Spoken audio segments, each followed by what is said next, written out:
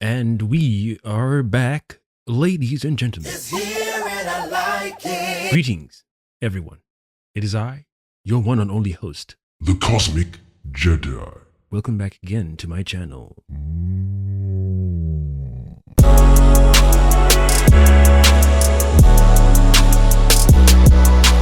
Today's movie reaction or clip reaction we're doing is the RoboCop Part 1. This is the scene where Murphy gets his ass handed to him, thinking he's a pro, but he's not. He's not yet the cop that he's going to be yet. He's a good cop, but not yet the cop that we all come to know him as, RoboCop. Enough of the monologuing. Let's get straight into it. I know YouTube is going to be flagging some of these clips, so what I'm going to do is, because of the level of violence in the clip, I shall be blurring a few things out. Sorry in advance. Let's get into it, shall we? Smoke? Nah. You know, those things will kill you. Really? You want to live forever? Why not? What's wrong with living forever?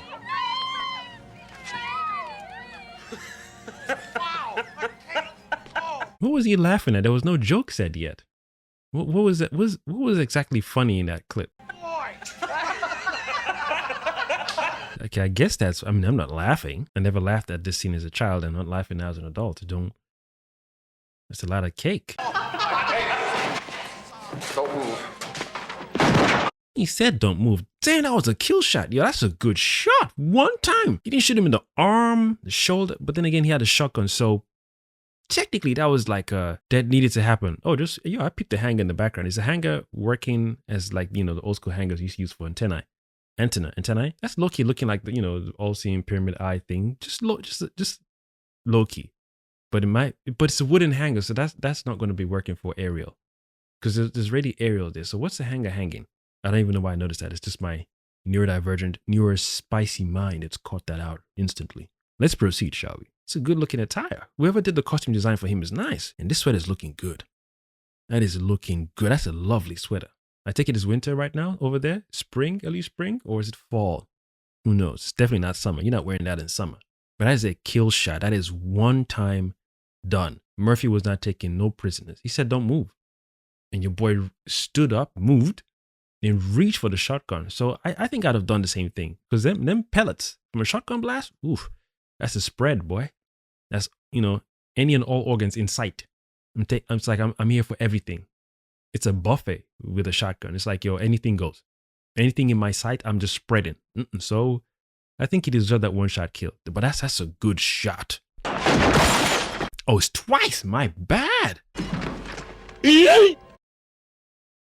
Technically, he could have, if we're doing real time reaction, but then again, even though they're douchebag bad guys, you can't override fear like that unless you're really into it. Even if you're a soldier, I mean, some soldiers go through some serious hardcore PTSD, no matter how much you train them to have good response times in terms of reacting to a situation where you go observing your spaces for exits or taking cover, or even anything could be a weapon in the room, all that kind of training sometimes can go out the window. You just saw somebody get blapped twice to the chest. So maybe the first shot, he would have freaked out. Before the second shot, he'd reach for a shotgun as well. So realistically, I don't know.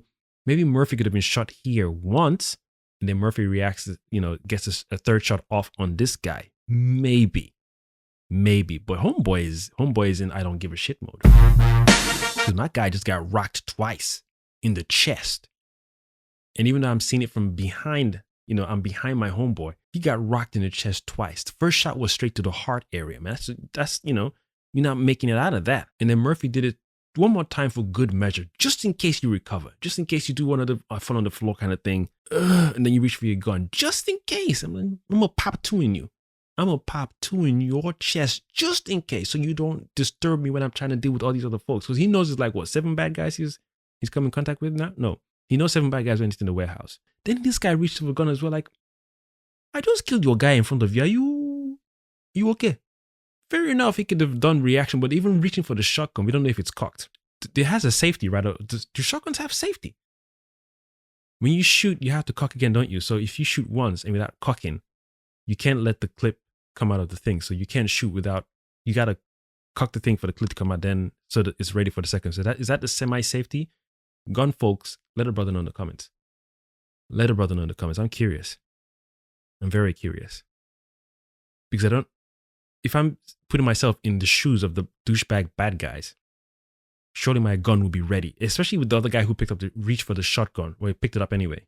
So that means it's live, yes, and it was ready to be used. So that means they would have cocked it ready just in case. Okay, cool. So we have to agree, based on the douchebag bad guy mentality in this movie, their guns were already cocked, ready, and loaded. So then he would have probably taken a shot off Murphy early. But I guess Murphy did the quick time thing, and for the movie to go smooth the way it was planned and written to go, it had to go like this. But again, that natural fight or flight, no matter how douchebaggery you are or how skilled you are as a soldier or a cop, there's got to be a split second that makes you hesitate to react. And I think that's the split second where Homeboy's like, oh, god damn, she didn't reach for my gun. But I don't think I would pull it off. If I was in the douchebag bad guy community, I wouldn't be doing that. No. I just saw somebody get popped in the chest twice. I'm good. Let's if I had another day. Probably take his face, like I know what you look like and how you sound. So when I get out, or if I get out, whatever. I'll probably get some notes out and say, your homeboy's name's Murphy. I saw his badge number or something. Go and track his family down or something. But I'm not in the mood to watch my homeboy in the douchebag bad guy community die and then want to join him. No. But he likes life because he can laugh. He's not so much of a bad guy douchebag that he can't laugh. He's still got the giggles. He's still got the inner child within him, even though it's a little screwed up. He still got it there. So he laughed. So that means he likes life. But when he reached for this shotgun, I'm like, do you really like life? Or is it one of those things where it's a hubris where you could have pulled off a shot? But he still listened to Murphy. The Murphy said, hey, I don't know if you're blind, but I just popped your friend on the chest twice. Stop it. Behave yourself. Go ahead and do it. Ooh, right there. He said, go ahead and do it. Go on. Go on, punk. Dead or alive, you're coming with me. Ooh, he said the thing. He did the thing. Dead or alive, you're coming with me. Imagine hearing that. Now, I'd put the shotgun down instantly because he's contemplating. That must be the teaching they get in the douchebag bad guy community school. He's contemplating, but if I hear someone tell me that, dead or alive, you're coming with me, he sounds like he's invoking Anubish energy. He's calling on Anpu energy saying, yo, dead or alive, that soul is coming with me, man. So you coming with me to jail alive or dead, your soul, either way. Your soul is mine. See, he's still that means the schooling they get in douchebag bad guy community school is top notch. It is rich. That's serious education right there. When a cop gives you a one-liner after killing your homeboy in front of you, Damn. Don't let him get a whiff of fear. Like, still contemplate. You could be able to pull it off. Then the class would probably be like, okay, what if we have a shotgun? They'd be like, oof, man, that's tricky. How are you holding the shotgun? You aim in because then you can shoot. No, but what if I had the shotgun, vertically up like this? They'd be like, oof. Teacher be like, oh, that's a good one. That's a good question. Then it depends on the cop or the cop you're facing off with, male or female. Are they brown? Are they Caucasian? Are they Chinese, Japanese? Are they giving you any one-liners? And then maybe want the student to be like, what if you say something like, make your move, punk? Teacher would be like, oof. Yeah, that guy's going to kill you. Any cop that give you a one-liner and it sound good, don't mess with them. Then the next question be like, well, okay, this cop we're talking about, male or female, have they shot one of your counterparts in front of you? And how many times did they shoot your counterpart in front of you? Is your counterpart dead? Did they disarm the counterpart? And what gun or guns did the counterpart have on them? Then maybe this guy would probably like, this is a hypothetical, of course, before this scene happened. This is the session they're having in douchebag bad guy community school. And they probably be like, okay, well, what if we both had shotguns? And then the officer comes in, male or female, and then says, don't move, hands up. And then my teammate, takes a gun and then he gets popped in the chest twice. Then teacher be like, ooh, twice. That means this guy means business. Or this lady means business. Okay, this cop means business. You could still pull it off though. The question is, do you want to live or die? What if you get shot? What if I get shot at least my shotgun is gonna, disarm or maim the cop because it's a widespread based on the pellets of the shotgun. So it makes sense that the education they would have got in douchebag, bad guy community school is causing homeboy to contemplate. Because look at his face. He was frowning before, but there's a level of... But because of that dead or alive, you're coming with me line, it rocked him like, hey, yo, normally cops just say hands up. So that means the school of coppery that Murphy has gone to is some high level. In fact, he must have gone to like a special boarding school or university of coppery, because he just dropped a one-liner, low-key invoking Anubis, aka Anpu, dead or alive, you are coming with me. And after I'm done with you, I'll go home and have some pounded yam and some egusi soup. Do you know what that means? Dead or alive, you coming with me? That means I came here to collect. I came here to collect. I'm not leaving empty-handed. Nice. I think the school of douchebag bad guy is good. They're well taught, they're well trained, but the time at which he's taken to just drop the gun is too long for me. It's too long, because if I was in his shoes, I saw my homeboy get dropped, and I'm thinking of the hypothetical situation I had asked my teacher in douchebag bad guy community school, and now I'm living that hypothetical that I brought up maybe a week ago or 2 weeks ago. I'm now in that experience, but this cop is not exactly what we planned for based on the hypotheticals I was coming up with the teacher. This guy just told me, dead or alive, you're coming with me. This face of contemplation, I would have dropped it a long time ago. I'd have said, is that how they teach in school? Take me. Quick. What? Dead or alive? I beg. This guy, I don't even think you're human. You're wearing skin. Take. Quick. What? He's still contemplating. Dude, your teammate just got killed in front of you with a simple don't move. He got shot twice because your homeboy didn't listen. You could have had a window of, he just killed my guy, and then reach. But then again, I think the guns are cocked. Let me not say they're not cocked. They've already cocked it just in case something happened. It makes sense. They taught them that in douchebag bad guy community school. But the fact that it's taking so long to put the gun down, I'm like, my guy, he just told you dead or alive. You're coming with me. Put it down quicker, man. You see, he's like, okay, now what? What do you want? Lewis, I got a situation here, girl. Okay, tough guy, get out. Yo, Murphy went to a rugged school, man. He went to the higher class. Everybody passed the hands up, but he went to a higher class. He must have gone to a special merit class. They probably asked him, so how far you want to take this? I want one-liners when I catch my bad guys. Then they said, we'll take you to the Anubis, aka Anpu Academy section of the cop training. And then we will equip you with ultimate one-liners that will make your enemies quiver and contemplate whether or not they should shoot you.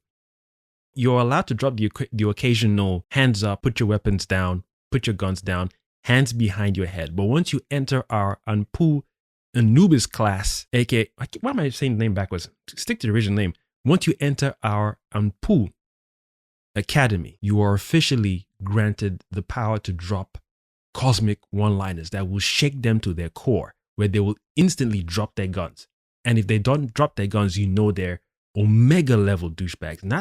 Not powerful, but like their DDR mindset is higher. They're more stupid. They're more prone to do stupid things. So you can pop them in the head for sure. Damn, son. So maybe Murphy was having a one-to-one with the teacher as well. A hypothetical situation. So what if they have a shotgun? Is he got it up or is he aiming? He's about to aim, but he still got it up first. Okay, then you drop the one-liner. That's the part you drop the one-liner. You're officially given the cosmic power to drop a one-liner. But if they twitch and you see that arm from vertical about to go to a 90, like a 35-degree angle, pop him in the head one time. And then twice in the chest, just for good measure. So that when the other bad guys come into the scene and you're not there, they look at the body, they can then analyze the scene. Because I imagine in douchebag bad guy community school, they'd be like, oh, that guy got shot in the chest twice. Okay, check the wound. Is it still hot? No. How about this one? He got hit 3 times, one in the head, twice in the chest. This felt personal. He must have did something that he was told not to do. So this one, the wound is still warm. The flesh is cooler on that one. So that guy died first. But this guy, there was no struggle. There's no struggle in the arms. But to get shot in the head, he must have disobeyed a badass cop. And then twice in the chest was for good measure in case he survived long enough to give away the name of this cop. So now we know this cop is a dangerous motherfucker. Come on. Spread your legs. That's right. Oh, Spurley. Go ahead. Put your hands on your head. Lewis? See, now he's doing regular cop stuff. So he went from Anpu level after dropping that one line. Is okay, now I got the gun off you. All right, you know, I'm surprised he didn't even pick up the shotgun. Did he pick up the shotgun after this scene? Hands on your head, get him cuffed. I wouldn't even be calling Lewis right now. All this Lewis. She's not even listening. I mean, she's just waking up. I don't even know if she got stabbed, shot, if she's bleeding out. Anything could be happening.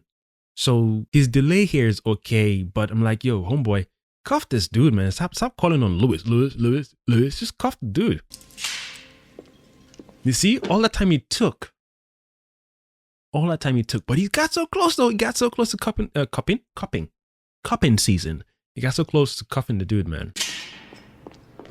Why don't you let us take over from here, Emil? So where was this guy in the background? Where was he?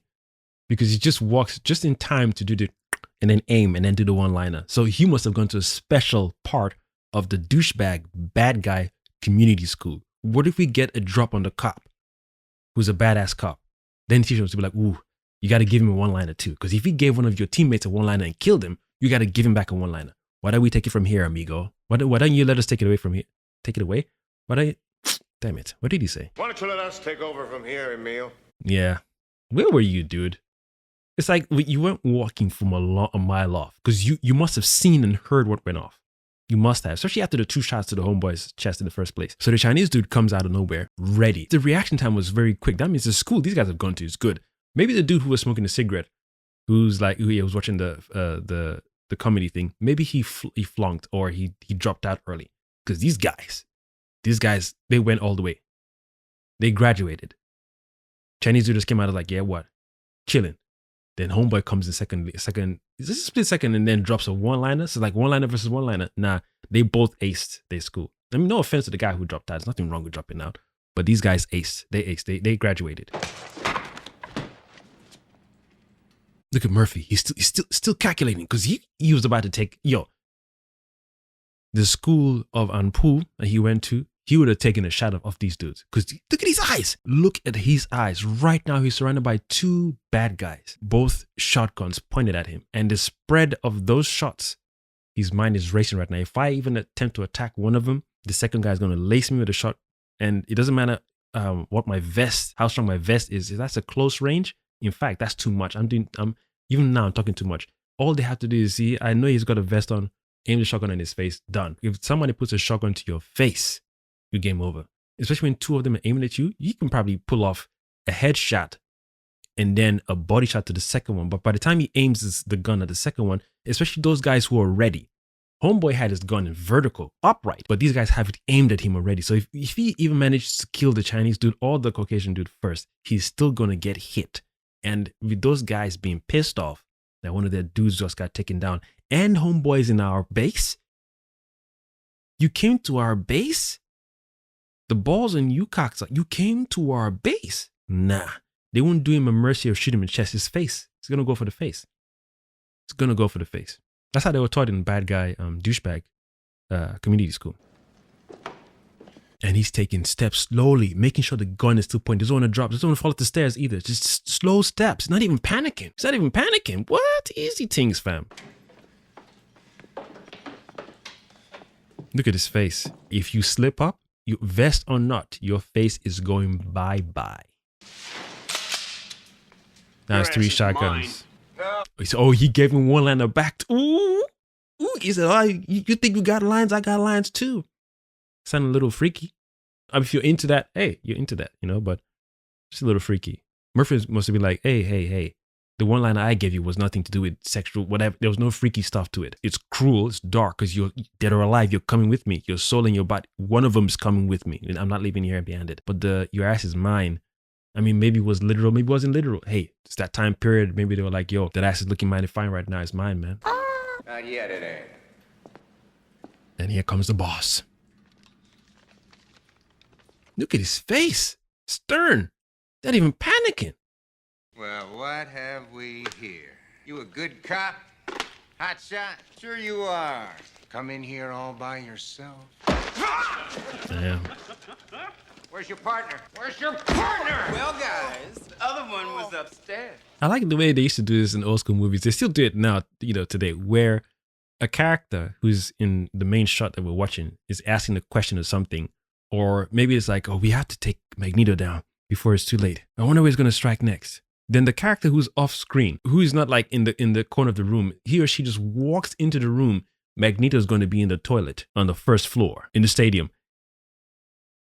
Fair enough, they heard the conversation, but it's always weird when someone just walks into a room and answers the question. You were not in the room, so how you heard the person ask the question, you gave the appropriate answer is always strange to me. It's like, how long were you outside that door for, waiting for the one person to ask a question or make a suggestion before you walked into the room?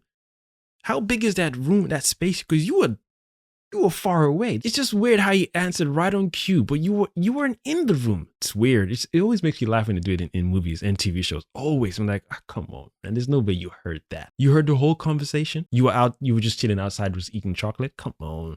But it's just one of those funny things I noticed. She was sweet. I took her out. This guy be laughing at anything. And shit, they're having a good life. I bet that really pisses you off. You probably don't think I'm a very nice guy. That was smooth. I wouldn't lie. You probably don't think I'm a very nice guy. That was very smooth. Look at him dead in the eyes too. Now this is main character versus main boss villain. This is all these guys are side bosses. This is the good versus evil right now. Buddy, I think you're slime. God.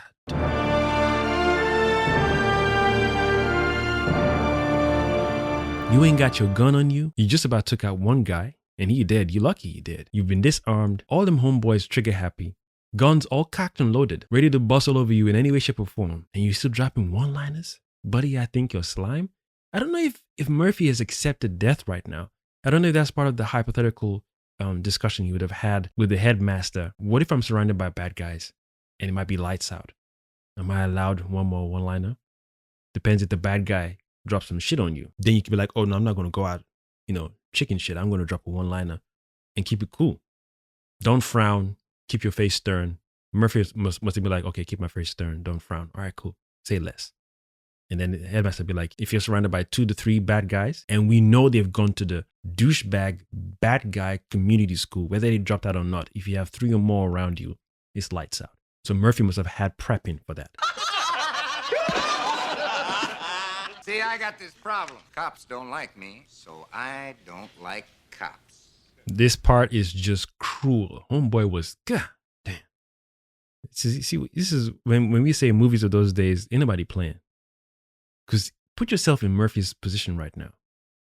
You're about to observe leaving from this world. You're about to observe your death, but in slow-mo. You're being mocked and being teased. You're kind of hoping your partner can come to the rescue, and also not, because if she comes, she's, the hand in the ass to her as well. What's going through Murphy's mind right now? He's powerless. He can struggle, but what difference would that make? Can he still reach for his gun and take one more life with him? Dead or alive, you're coming with me? Would he still be able to still pull off another shot on one of these guys, and a kill shot for that matter? Wouldn't that piss him off more? There's no way he's thinking they're going to let me go. There's no way. No way. Okay, nah. His face is chill, but there's panic. There's definitely panic. God damn. That's just cold, man.